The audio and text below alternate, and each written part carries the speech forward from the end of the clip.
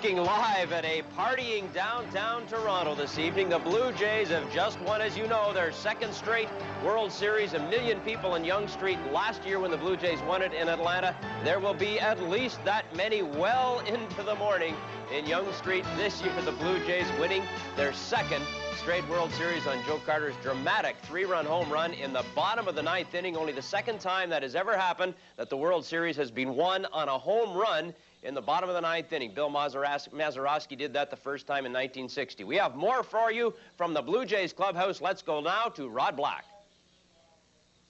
How does this feel? Butlerville's going crazy. East York's going crazy. All I want to say is I love you all. I love everybody in Butlerville. I love everybody in East York. I love everybody in Canada. How does I know I talked to you earlier this season about your first Major League RBI. And I talked to you recently about what it was like to be in the series, to help contribute, to get a chance to play at the plate, to know that you were here and to accomplish a dream. How does that all feel? It was a dream. It's all a dream that has come true. I can't believe what I'm feeling. I mean, I can't keep my feet still. Partway through the game, I couldn't even watch. I was so nervous about the outcome. And I saw you in the tunnel. You didn't want to watch the game in the 7th. What did you think when Joe Carter put it out? I was sitting on the bench and I was saying, Joe, if there's any time to do it, baby, do it now. And he did. And it was just, pandemonium. I can't even remember anything after that, just running. Family and friends watching. A kid grows up and dreams about being here. Talk a little bit about the emotion being felt in Butlerville right now and from your family and friends who are watching.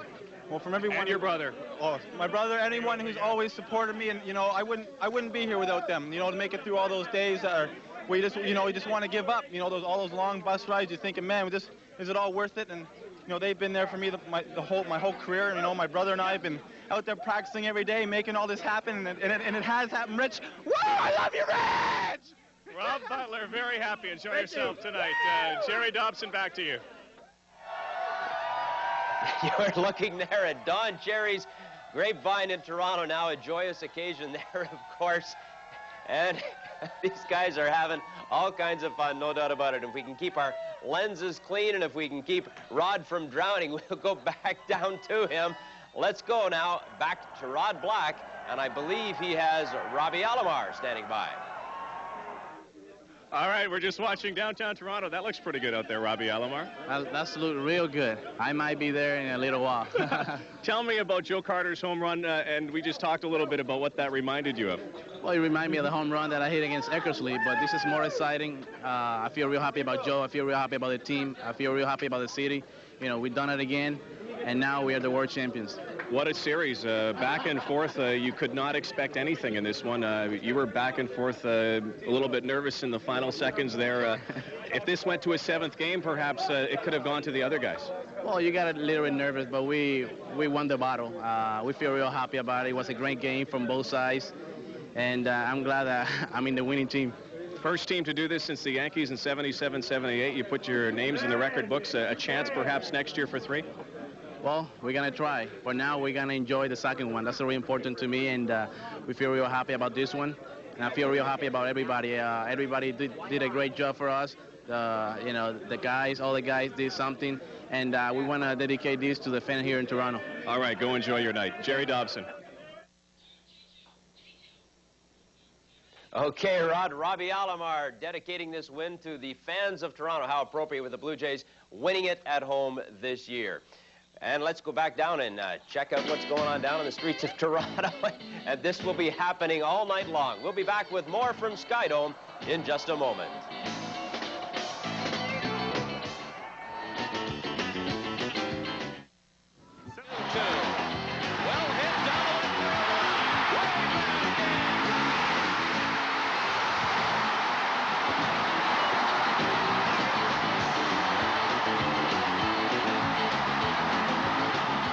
And I come over from the Yankees to the A's, and we won it. Came from the A's to Toronto, win it again. It's just a great feeling. Faced some criticism early in the series. You came back in a couple of games, in particular, got some base hits and contributed. You got on base tonight in that final inning. When Joe Carter put it out, You must have felt like the world was off your shoulder. Oh, we felt like the world was off my shoulder, and everything had worked out to the best. You know, all the things that, you know, I've been through since Toronto, you know, through the nagging injury and stuff like that. This here put the icing on the cake. I enjoyed it more. You've been a bit of a hired gun. Where are you going to be next year? I don't know where I'm going to be next year. I hope I can be with the Blue Jays, but if I can't be with the Blue Jays, I hope I be with a winner. All right, Rickey, enjoy your time. Celebrate. All right. Rickey Henderson. Jerry? Back we go live outside now where this party is just getting warmed up. Let's hope it's a civilized one. It was last year. We have no reason to suspect it shouldn't be a civilized one again this year. And we will be back with more from downtown Toronto when we return in just a moment. Molitor to right center. Well hit. Eisenreich on the run. Looking up. It's off the wall. White speeding toward third. A live scene outside Toronto. Lots of partying happening here. We're going to send you right back down into the Skydome Clubhouse. Rod Black standing by with Jack Morris, who do not pitch in this series. Jack, mixed feelings, I'd imagine. Last year you were in a lot more celebratory mood. You're still drenched, however. You chose to be part of this team. You didn't have to wear the uniform at the end of this. You chose to be here and to help this team along the way, give them some moral boost anyways. Well, it's different, I can say that, but I've always felt that everybody's a part of the team. Whether you're injured or not, you're a part of the team, and you know there is something to say for the moral support you have on the bench. Obviously, I would have much rather have been on the field and been a player than a watcher, but I'm very happy for these guys and what they overcame and accomplished by winning this another World Series for Canada and for themselves, really. It's just a damn good thing to watch and be a part of. You said you were a watcher. You got a good view of that ball sailing out. Have you seen anything like that before? Oh, I've seen many home runs. I've seen them from different angles, believe me. What about next year, Jack? Where will you be? Where will you play? Can you come back? Well, I'm going to pitch. I'm very confident I'm going to pitch. I really don't know what's in the cards for next year. I would like to remain with Toronto, but they have a decision to make, and it's a financial decision more than likely. And whether or not I'm here, I don't know. But I guess I should take this opportunity to thank everybody in Canada for the way they support this ball club, the way they've supported me through it all, and I did my best, and I'll continue to do my best. You told Canada last year to go out and party in the streets because you were coming home with a championship. They're partying now in the streets. Yeah, they like to party, those Canadians. I don't understand it. Well, Jack, enjoy your party tonight. Jerry, back to you.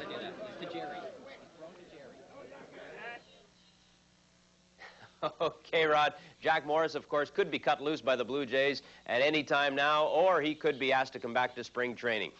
Big game for the Blue Jays tonight. Some very big hits, including a home run by Paul Molitor. Are we going to see that now? Oh, perhaps maybe not. Yes, we are going to see this home run by Paul Molitor. What an incredible season he has had in his first year of a 3-year contract. Game 7 somewhat, with a tremendous blast into the second deck and left.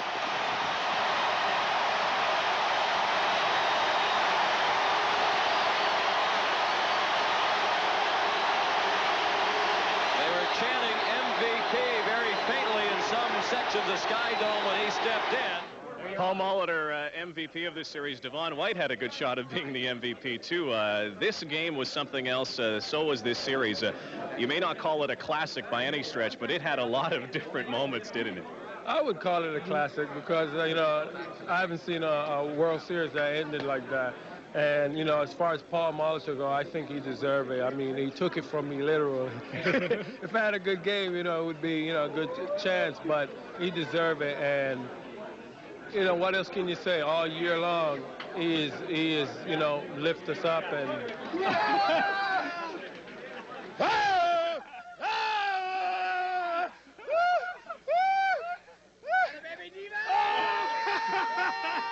Thank you.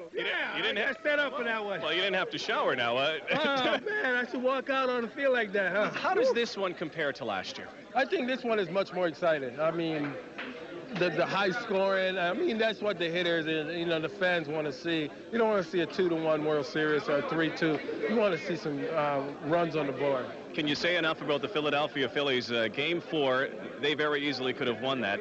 You come back with a big 8th inning. They come back with a big 7th inning tonight. They're a gutsy team. They're very gutsy. I give them a lot of credit. Like I got on first base in the first inning, and I said to Kruk, I mean, it's been great, and whatever happened, it's been a great series, and I enjoy it. And you know, what can you say? You know, little Lenny Dystra, he ain't little to me anymore. He's a big man. He's a big man. I mean, he has a lot of heart, and he made this series. When he came up to the plate, he put fear in a lot of the pitcher's heart. Well, so did two center fielders, Devon White and Lenny Dykstra. Devon, congratulations. Jerry, let's go back to you. Thank you. Rod, it is 12:15 Eastern Time. It is now Sunday morning in Toronto, but this party will still be going well into the day. As we go back now to you, Rod, with Al Leiter, I understand.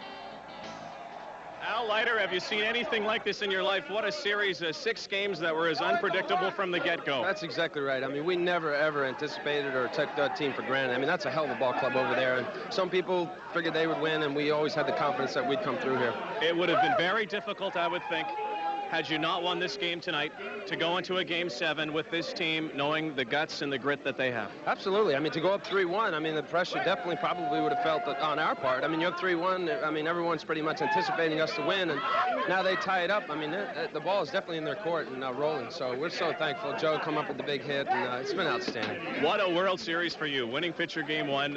You have some thrills and spills in Game 4. That wild one, you get a base hit, contribute in the final game.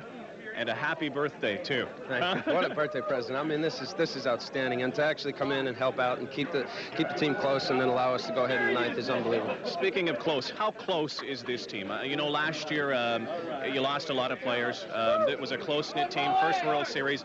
I had a feeling, especially coming into the series, there was more of a family atmosphere in this dressing room. Well, I feel that, but I'm not one to really observe that stuff anyway. I realize that, you know, I take care of myself, and of course, you know, most of the guys, I mean, you put 25 guys together anywhere, I mean, you don't know if everyone going to get along, but as far as I'm concerned, this has been a great bunch of guys all year, and it's been unbelievable, and really a bunch of nice guys, and we won.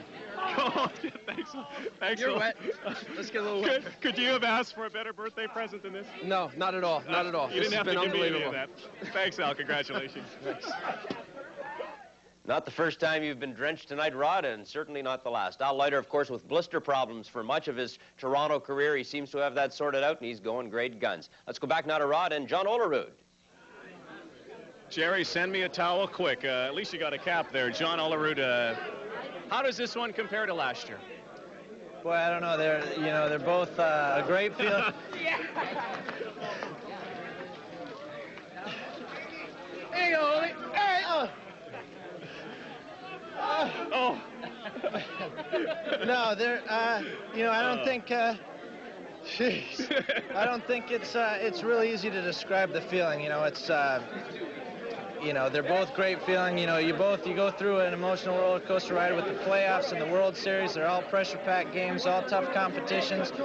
And to come on top and win the championship, it's just a great feeling. Hard to explain. What a year for you. American League batting champion. You flirted with 400. You had the batting streak, all-star game. All of this all together. You going to pinch yourself one of these days? Well, I'm going to try to avoid pinching myself for as long as possible. It was a great year. It was a lot of fun, and you just couldn't put an ending on it any better than this one. It was just a great year. You're going to lose some players, undoubtedly. Can this be duplicated? Can you make it 3 in a row? Well, I don't know. Everybody was talking about how tough it would be. It'll just be interesting to see. Last year we lost a lot of guys, and I think. We made some replacement that filled some big holes, and we'll just have to see how the off season goes and what happens. But I hope we'll be back in there because it's a lot of fun. Congratulations. Before you go, look up at that monitor and take a look at the streets of Toronto. Can you describe this young street tonight? Well, we'll get to see it firsthand this time around. Last time we just heard about it on the flight back from Atlanta. John Olerud enjoying the night. So are all of the people in Toronto, all the Blue Jay fans across Canada. The celebration continues. We'll be back after this.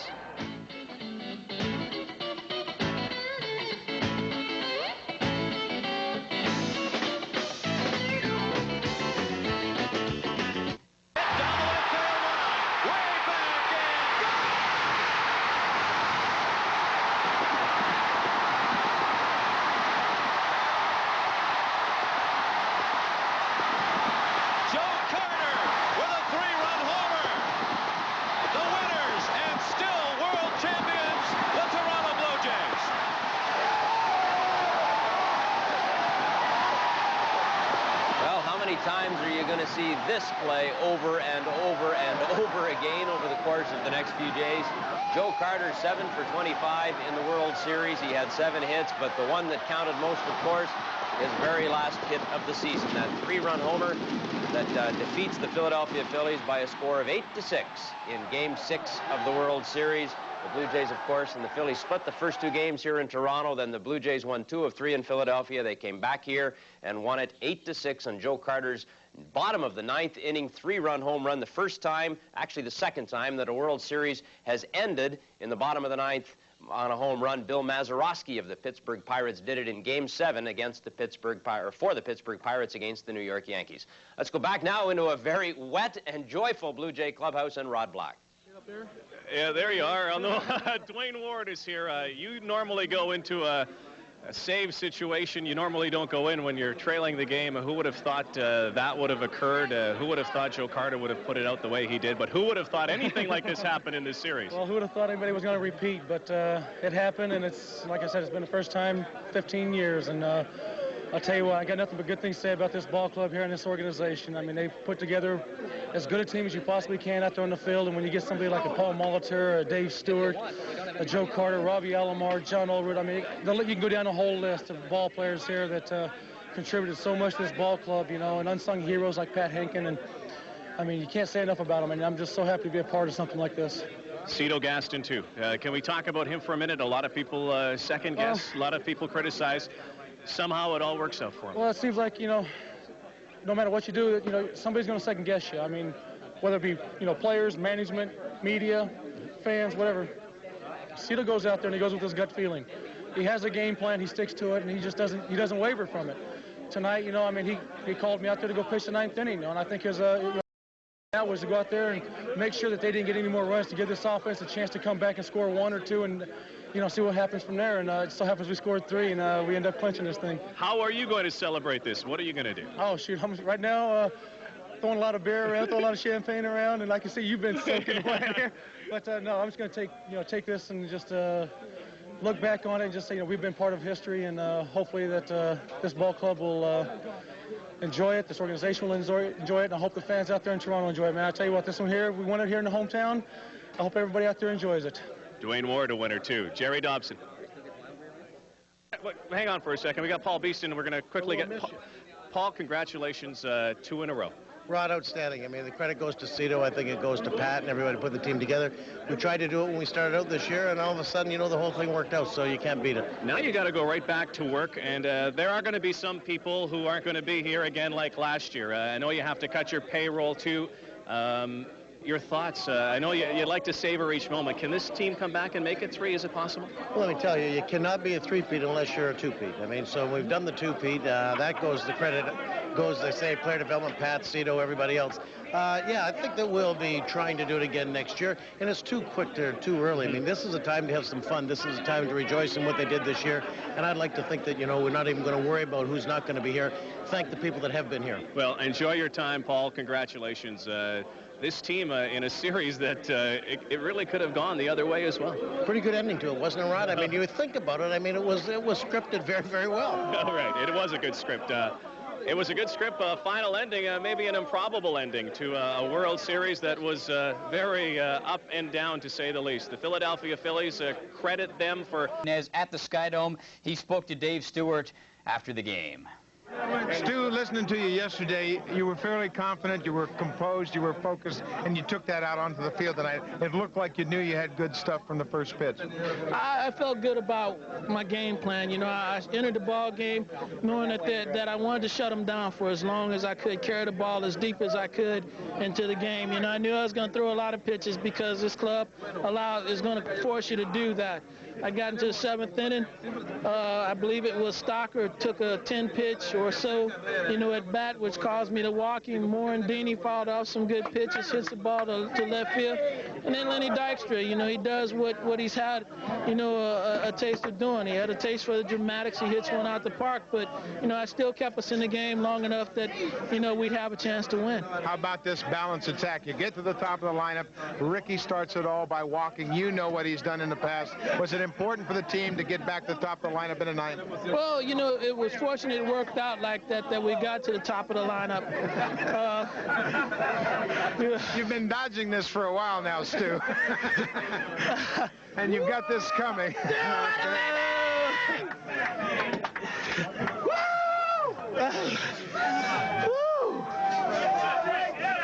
Now that's never a bad sting. You know, once we get to the top of the lineup, it creates a real good situation. And if you want to get it someplace, you got to get it to the top of the lineup. That way, you know, we get to our weapons.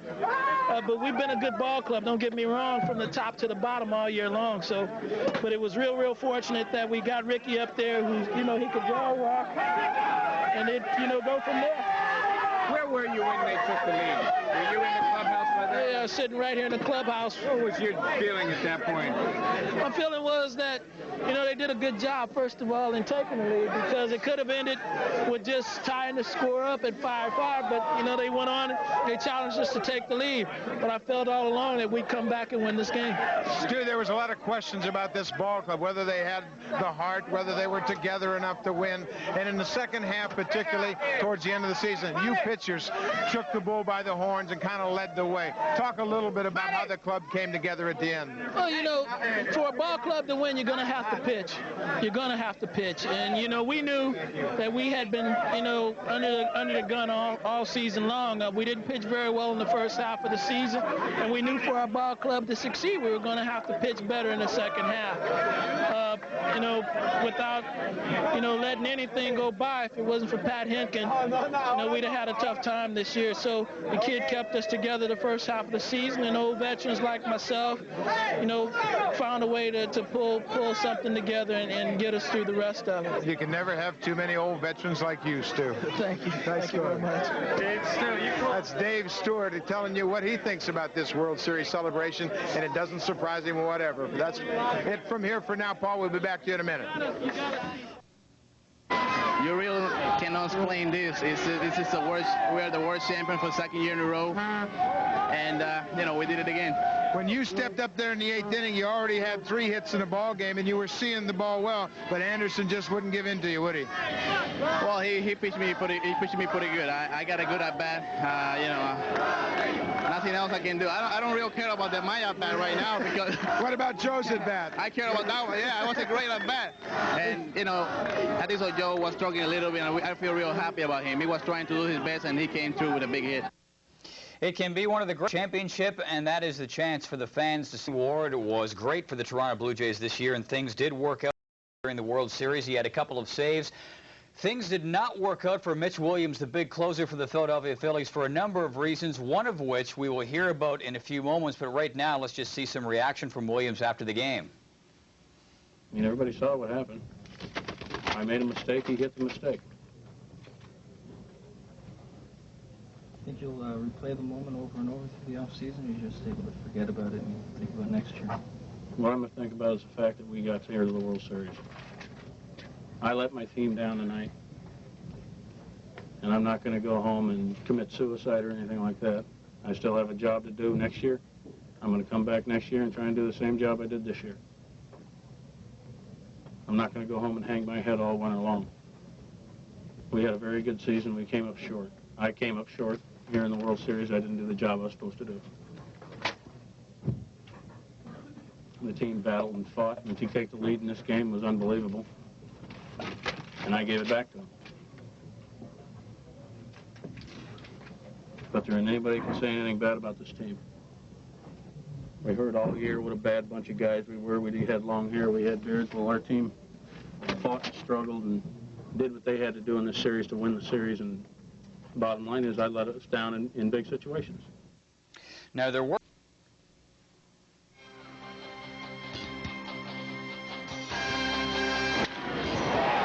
sinking fast in right center and in for a hit, and on the wet turf it scoots past Eisenreich to the wall. Henderson is in, Devon White is in, and Molitor has a triple. World Series MVP, Paul Molitor. He'd been to the World Series once before with the Milwaukee Brewers. They lost in 7 games to the St. Louis Cardinals. He made it back to the big show in 1993, and he did it in big fashion, winning a World Series. He was also named MVP. He's with Buck Martinez. Paul Molitor, you've had a lot of highs. Does it get any better than this? Buck, this is, you know, I talked about this week what your #1 moment in baseball is, and the '82 World Series was #1. And those guys on that team know how much I love that playing for them and how close we came. But when you finally get a chance to win, this will definitely stick out as my #1 highlight. Speaking of sticking out, you were the MVP with a whole bunch of real good ball players in this series. What's that mean to you? Well, you know, when you come into a series, and it's been so long, you don't really think about, man, if I can just do well, you know, maybe I'll win that sucker. It's how can we find a way to win this series? And as you mentioned, Robbie, Devo, Joe's series clinching home run on their side, Dykstra. I mean, a lot of guys had great series. It was an offensive series. But, you know, to be recognized, naturally, it's a great honor. And I don't think anybody here is selfish in what they're trying to accomplish individually. But, you know, I'm definitely appreciative that they would honor me in that way. Paul, you hadn't had a lot of success against Mitch Williams in the past, but you came up with a key hit to set the table for Joe Carter.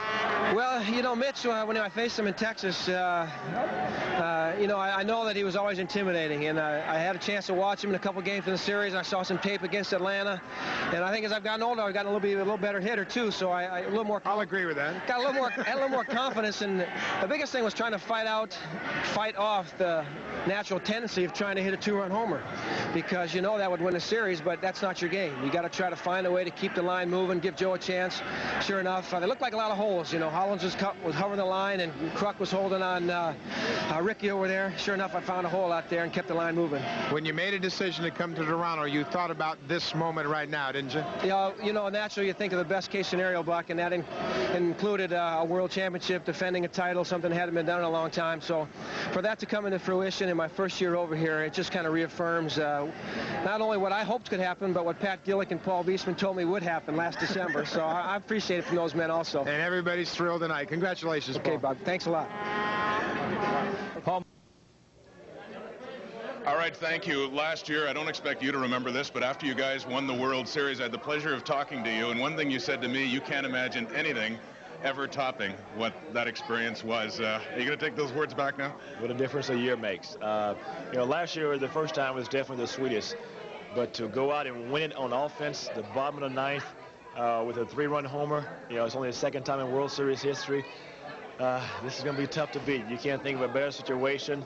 You know, I was very happy, not only for myself, but mainly for my teammates to be able to come through, because they put a lot of, we cheer for one another, we believe in one another, and they were pulling for me. And, you know, I went back in and watched the replay. The first thing I wanted to see was how the teammates reacted. And, man, I mean, that was a joy for them to watch. Mr. Sprague. Joe, it's hard to imagine, but how many times did you imagine it, either in Little League or in the backyard or whatever, any park growing up? You can write any number you want and put 3 dots beside it. That's how many times I imagined it. You know, every kid, every dream as a kid that you have, it's always above in the ninth. It's the last game of the World Series, and you hit the game-winning home run to win the ball game to help your team win the World Series. I guarantee you, every baseball player who's ever played the game has dreamt that and done it numerous times. Not everybody gets a chance to do it, but I can look back and say, you know, for one moment, I did that. Is that moment frozen in time as you rounded first base or as you saw the ball leave the park? I tell you what, when I hit the ball, I didn't know if it was going to get out. I lost it because it went through the lights. And then I saw it was going to get out.